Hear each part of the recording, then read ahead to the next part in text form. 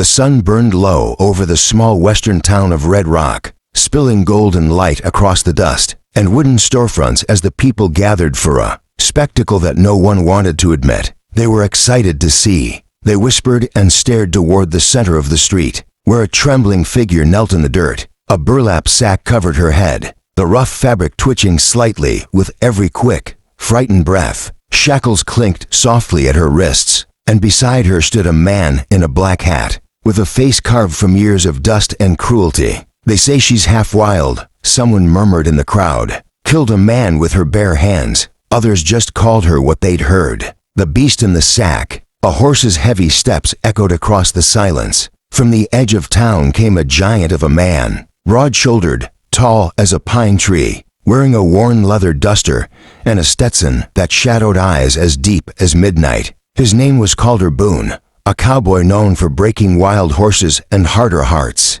He had come to town on business, but what he saw before him stopped him cold. The woman on her knees flinched as the sack shifted with the wind, and he caught a glimpse, just a flicker, of pale hands trembling beneath the rope. Something about that movement, that quiet fear, tugged at something deep in him he hadn't felt in years. "What's this about?" he asked, voice steady but carrying like thunder across the square. The sheriff spat tobacco and shrugged. "She's not from here. Came wandering out of the canyon, wouldn't speak a word. Farmer found her in his barn and near died of fright. She's feral or cursed. Take your pick." The crowd murmured again, children pressing closer to their mothers. Calder's gaze didn't waver. "You ever see her hurt anyone?" he asked quietly. The sheriff hesitated, looked down. "Well, no, but she's strange, and strange ain't safe out here." Calder dismounted slowly, his boots crunching the dirt as he approached. The townsfolk stepped back, not out of respect, but because of his size. He crouched down before the woman, just a few feet away. "You can hear me, can't you?" he said gently. "You're scared, but you don't need to be." The woman flinched at his voice, her shoulders curling inward. Her hands were bound to tight, raw red marks running along her wrists. Calder's jaw tightened. He looked up at the sheriff. "Untie her." The sheriff laughed nervously. "You can't be serious, Boone. You know what they say she is." Calder stood to his full height, his shadow falling over half the crowd. "I said, untie her." His tone left no room for argument. The murmurs quieted. After a tense pause, the sheriff motioned to his deputy, who knelt reluctantly and sliced the rope with a knife. The woman didn't move. She stayed perfectly still, her head bowed under the sack. Calder reached out, hesitating only for a second before gently pulling the rough fabric away. What he saw wasn't a beast at all, but a young woman with tangled dark hair, dirt on her face, and eyes so full of terror and sorrow that it felt like looking straight into a storm. She gasped and turned her head away from the light, raising her hands as if to protect herself. The crowd gasped too, not because she was monstrous, but because she was beautiful, broken, and human. "There's your beast," Calder said quietly, his voice sharp enough to cut through the silence. "Just a woman who's been through hell." She trembled, tears cutting trails through the dust on her cheeks. "Please," she whispered, voice hoarse from days without water. "Don't take me back." Calder looked around. No one else seemed to care what she said, or what had been done to her. He took off his coat and draped it around her shoulders, shielding her from the stairs. "You're safe now," he told her. "No one's taking you anywhere." But as they turned to leave, whispers followed him. "Boone's lost his mind," one man muttered. "You can't save a creature like that."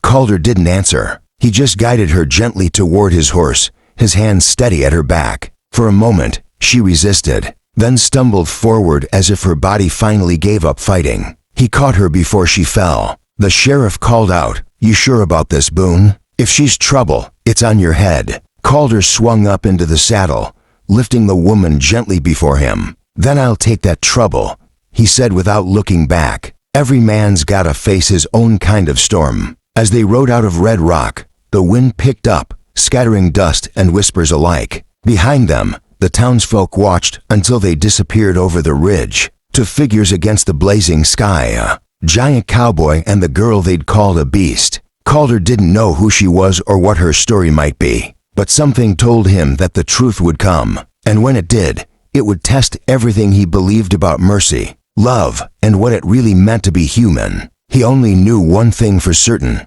Whatever she'd done, whatever she was running from, he wouldn't let the world break her again. Not while he still had breath. The trail stretched, long and lonely under the burning Texas sun as Calder Boone rode with the woman they'd called the beast in the sack. She hadn't spoken since they left Red Rock. Wrapped in his coat, she clung to the saddle horn, eyes hollow, as though every sound of the wind carried memories too heavy to bear. Calder didn't press her. He just rode steady, letting the rhythm of the horse and the warmth of daylight remind her she was still free. By sundown, they reached his small ranch, a simple cabin tucked against the red hills. He helped her down from the horse, his big hands careful as if she might shatter. "You're safe here," he told her. "Ain't much, but it's honest ground." She looked at him, eyes wary but softer than before. "Why did you help me?" she whispered, voice trembling like a leaf in the wind. Calder paused. "Because I know what it's like to be seen as something you ain't." He led her inside. The cabin smelled of coffee and pine. He set out a bowl of stew, but she stared at it like she'd forgotten what food was. Slowly, she began to eat, hands shaking with each bite. After a long silence, Calder spoke. "You got a name?" She hesitated, then whispered, "Clara." It was the first truth she'd given him, and it landed heavy between them. Days passed, quiet but not empty. Clara helped where she could, fetching water, mending shirts, sweeping the porch. Sometimes Calder would catch her humming, barely audible, as she worked. Other times she'd stop suddenly, as though afraid to be heard. One afternoon, he found her outside staring at the sky, her face caught between pain and wonder. "You ain't gotta hide anymore," he said softly. She blinked, startled, but then a tiny smile touched her lips, the first he'd seen. That night, a storm rolled across the plains. Thunder shook the hills, and rain beat hard against the windows. Calder woke to find Clara gone. He rushed outside, lantern in hand, calling her name. He found her by the barn, kneeling in the mud, her dress soaked, staring up at the lightning-lit sky. "I didn't mean to," she cried, voice breaking. "He hurt my sister, and I tried to stop him. I didn't mean to kill him." Calder froze, rain pouring down his face. "You don't gotta explain," he said, stepping closer. But she shook her head violently. "They said I was a monster, locked me away. They put that sack over my head so I couldn't see their faces while they sold me." Her sobs came hard now, and she buried her face in her hands. "I thought maybe dying out there was better than living as what they said I was." Calder set down the lantern and knelt in the mud beside her. "Listen to me, Clara," he said firmly, his voice steady through the storm. "You ain't a monster. You did what you had to do to protect someone you loved. That don't make you a beast, that makes you brave." She looked up at him, her hair plastered to her face, eyes wide with disbelief. "You don't know what I've done," she whispered. Calder smiled sadly. "And you don't know what I've lost. I used to think I could fix the world with these hands, till I couldn't even save my own brother. But life don't end with pain, Clara. Sometimes it starts there." For a long moment, the only sound was the rain. Then, slowly, she reached out and took his hand, hesitant, trembling, but real. The storm roared on around them, but for the first time in years, Calder felt something steady in his chest. He lifted her up and guided her back toward the cabin, the glow of the lantern cutting through the darkness like a promise. The next morning, the world felt washed clean. The air smelled of wet earth and sunrise. Calder brewed coffee while Clara brushed out her damp hair by the window. When she turned to him, there was a quiet strength in her eyes that hadn't been there before. "I want to work," she said softly. "Earn my keep." Calder grinned. "Then you're already doing more than most folks in Red Rock." Weeks turned to months. Together they mended fences, broke horses, planted seed. The neighbors, who once whispered about the beast, began to notice her laughter echoing across the fields. Children came by to hear her sing, and Calder, the man who once lived only for silence, found himself living for the sound of her joy. One evening, as the sun dipped low and painted the land gold, Clara stood beside him on the porch. "Do you think they'll ever forget what I was?" she asked. Calder looked at her with a soft smile. "Don't matter what they think. Out here, what you build is what lasts, not what they say." She nodded, her hand finding his. "Then maybe," she said, "we can build something together." He turned to her, eyes steady. We already have. And as the light faded behind them, the cowboy who had once lost everything found his heart. Again, not in a grand gesture, but in the quiet laughter of the woman the world had called a beast. In the silence that followed, it was clear.